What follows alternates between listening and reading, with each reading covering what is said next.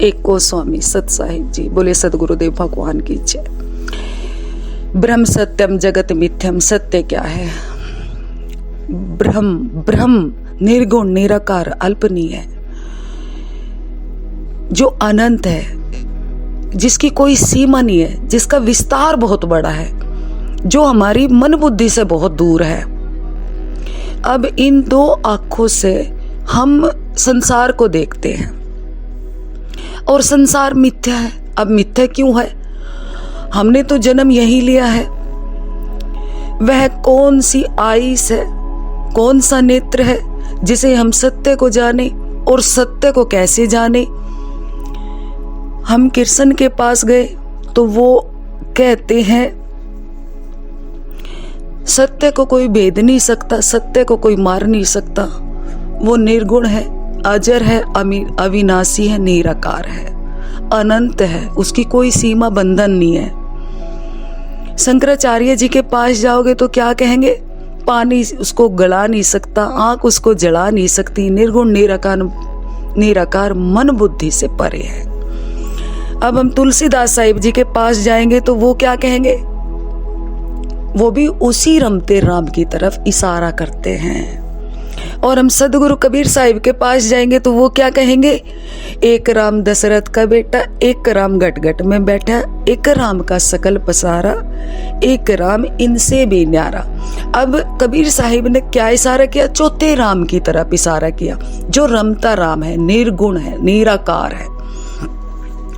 इसलिए साहिब ने कहा ना, कक्का केवल नाम है, बब्बा ब्रह्म शरीर, और रर्रा सब में रम रहा ताका नाम कबीर। जो सब में रम रहा है, जो आत्मा के रूप में सबके अंदर रमते राम के रूप में निवास करता है, वो कबीर है। जिस संत महापुरुष ने सत्य को अपने अंदर से प्रकट किया है, वही परमात्मा है, बना है।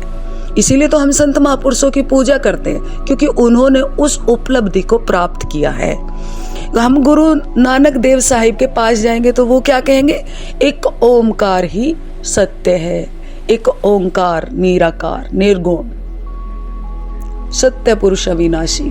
सभी महापुरुष अपने तरीके से उसी रमते राम की तरफ इशारा कर गया। सदगुरु रामानंद जी के पास जाएंगे तो वो क्या कहेंगे? वो भी उसी रमते राम की बात कर रहे हैं। सबके समझाने के तरीके अलग हैं, लेकिन क्या कहा साहिब ने? पहुंचे पहुंचे एक मत, अनपहुंचे हजार। जिनको मार्ग का पता नहीं होता, अनपहुंचे होते हैं, जो परमात्मा को उस सत्य को, जिसको इंद्रियों से नहीं जाना जा सकता, मन बुद्धि से नहीं जाना जा सकता, उसको बुद्धि से जानने का प्रयास करते हैं, मन से जानने का प्रयास करते हैं। और यहीं पे हमारी चूक हो जाती है, क्योंकि वो मन और बुद्धि सभी सीढ़ियों से दूर है। और जिस सत्य को हम जानते ही नहीं, उसको हम खोजेंगे कैसे? जो मन बुद्धि से नहीं जाना जा सकता, इंद्रियों से नहीं जाना जा सकता, देखा नहीं जा सकता, जो हमने कभी देखा नहीं, उस सत्य को कैसे खोजेंगे? महापुरुषों ने हमें समझाया कि जो निर्गुण निराकार है, जिसका कोई आकार नहीं है, और उसी से ही बहुत सारे आकार निकल के आए हैं और उसी में ही लय हो जाते हैं। उसको जानने का मार्ग हम बाद में करेंगे, लेकिन पहले इसको समझ लेते हैं कि संसार को मिथ्या क्यों बताया है। जो संसार हमें दिख रहा है, जो आँख हमारी बाहर की तरफ खुल रही है, वो मैं देख पा रही हूँ कि सामने एक दीवार है, लेकिन दीवार का कोई समय नहीं है, क्या पता कब गिर जा, कब ढह जा। एक पेड़ खड़ा है, लेकिन पेड़ भी परिवर्तनशील है, क्या पता आज है कल ना हो। ये शरीर है जो इस आत्मा को मिला है, जो रमते राम को मिला है, राज को मिला है, जिसका नाम राज है। इस शरीर का नाम राज है, आत्मा का तो कोई नाम ही नहीं होता। ऐसे ही उस परमात्मा का भी कोई नाम नहीं होता, उस मालिक का भी कोई नाम नहीं होता। हर किसी ने उसको भाव से उसको नाम दिया है, आप अपने भाव के हिसाब से उसको नाम दिया है। कहते कि मालिक एक, उसके नाम अनंत है, मालिक एक ही है। तो जो भी परिवर्तनशील है, संसार में क्या है? परिवर्तनशीलता। इसीलिए संसार मिथ्या है, सत्य नहीं है, क्योंकि ये परिवर्तनशील है, समय के दायरे में है। और जो भी चीज समय के दायरे में होगी वो परिवर्तनशील होगी, जिसको काल कहा गया है। अब काल का भी कुछ लोगों ने और ही अपने तरीके से निचोड़ निकाले हैं, लेकिन काल समय है, और जो समय के दायरे में आ गया वो परिवर्तनशील है, वो छूटेगा, समाप्त होगा एक न एक दिन। वो मिथ्या है, समझ लीजिए, वो मिथ्या है। अब क्या है? सत्य क्या है? जो अपरिवर्तनशील है, जो घटता नहीं, बढ़ता नहीं, जिसका विस्तार बहुत बड़ा है, जिसको मन बुद्धि से हम जान नहीं सकते। अब जिसको हम जानते ही नहीं उसको हम खोजेंगे क्या? जिसको हम जानते हैं, मैं सड़क पे निकल गई, अब मैंने आलू खरीदने हैं, मैंने केला खरीदना, उनका नाम पता, मैं मार्केट में जाऊंगी, केले का नाम लूंगी, मैंने मिल जाएंगे। मैंने खोजा, मैंने मिल गए, लेकिन उस सत्य का पता ही नहीं। अब उसको हम खोजेंगे कैसे? तो खोजने का मार्ग है महापुरुषों की संगति करनी चाहिए, जो खोजी हो, जो खोज कर चुके हो, जिनकी, फकीर पहले ही बोल चुकी है, जिनकी परमात्मिक अवस्था होती है। हम उन्हें नहीं पहचानते, लेकिन वो हमें पहचानते हैं। वो एक नजर में समझ जाते हैं कि ये बच्चा किस भाव का है, लेकिन हम संत महापुरुषों को नहीं समझ पावेंगे, इतनी मन बुद्धि है ही नहीं हमारे अंदर, कैसे लेके आवेंगे? तो जो उस अवस्था को प्राप्त है, सत्य की अवस्था, जो प्रेममयी है।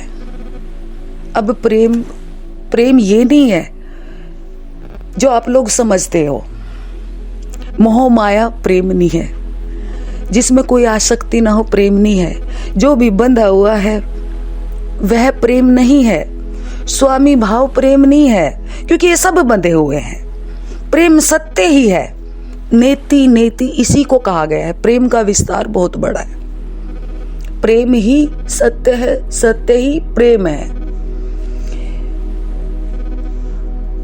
अब क्या करना है?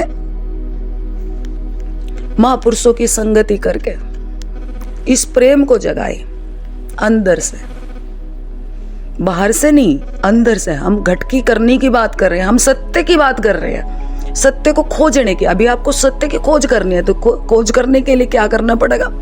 संत महापुरुषों की संगति करनी पड़ेगी, सत्य के बारे में जाननी पड़ेगी, युक्ति लेनी पड़ेगी, और फिर क्या करना है? प्रेम को जगाना है, प्रेम का आंतरिक संचार करना है। तो साहिब क्या कहते हैं? प्रेम जगावे विरह को, विरह जगावे जीव, जीव जगावे, ये मैं भूल गई क्योंकि मैं पढ़ती कम हूं। तो सदगुरु से युक्ति लेकर सत्य को खोजो। इसमें नाम जप आपकी बहुत बड़ी सहायता करेगा। पहले नाम से दिल लगाओ और फिर सूरत ध्यान करो, अभ्यास करो। मैं कौन हूं उसे जानो, खोजी बनो। तब ही हम उस सत्य को माने परम शून्य तक, निर्गुण निराकार सत्य पुरुष अविनाशी सदगुरु तक पहुंच सकते हैं, जिसकी सभी संतों ने अपने अपने तरीके से महिमा गाई है, आज भी गा रहे हैं। और जब तक आना जाना धरती पर रहेगा, संतों का आना जाना धरती पर रहेगा, क्योंकि संत जब भी जन्म लेता है तो वो परमात्मा का संदेश वाहक होता है। वो 84 भुगत के नहीं आता, वो मनुष्य जन्म से मनुष्य जन्म में ही अवतारा होता है। वो कीड़ा मकोड़ा कुत्ता बिल्ली नहीं बनता, मनुष्य जन्म से मनुष्य जन्म में अवतारा होता है उसका, और वो परमात्मा का संदेश वाहक होता है। तो क्या होता है? सत्य पुरुष को जान सकते हैं, जिसकी सभी संतों ने अपने अपने तरीकों से महिमा गाई है, आज भी गा रहे हैं। और जब तक आना जाना इस धरती पर रहेगा संतों का, जो भी व्यक्ति मन बुद्धि से जानने का प्रयास करेगा वो उनको कभी नहीं जान पाएगा, उन संतों को कभी पहचान नहीं पाएगा, और सत्य से अनभिज्ञ रह जाएगा, सत्य से परिचित नहीं हो सकता। इसीलिए परमात्मा मार्ग, जो परमात्मा का मार्ग है, जो सत्य का मार्ग है, भाव प्रेम विरह वैराग राग संन्यास, जो आपके अंदर से ही जागृत होंगी, ना कि बाहर की वस्तु है। मैं बाहर की बात नहीं कर रही, मैं आंतरिक अनुभव की बात कर रही हूँ, मैं सत्य की खोज की बात कर रही हूँ। तो ये अंदर से मिलेंगे आपको। बाहरी तो परिवर्तनशील है, लेकिन आंतरिक तो परिवर्तन होगा ही नहीं। एक बारी जो जागृत हो गया तो हो गया, क्योंकि आप सत्य के मार्ग पे निकल पड़े हो, आप सत्य के राही हो चुके हो, आपने ठान लिया, आपने दृढ़ संकल्प कर लिया कि मैं तो सत्य को खोज चूंगा। आप आंतरिक यात्रा की तरफ निकल गए। और आंतरिक जब यात्रा होती है तो क्या होता है? ठहराव, परम शांति, एक करतार, एक स्वामी से मिलने की शांति। तो आज का सत्संग इतना ही। फकीर बहन करनाल हरियाणा के साथ जुड़े रहें और अपना प्रेम भाव बरसाते रहें। सत साहिब जी, एको स्वामी,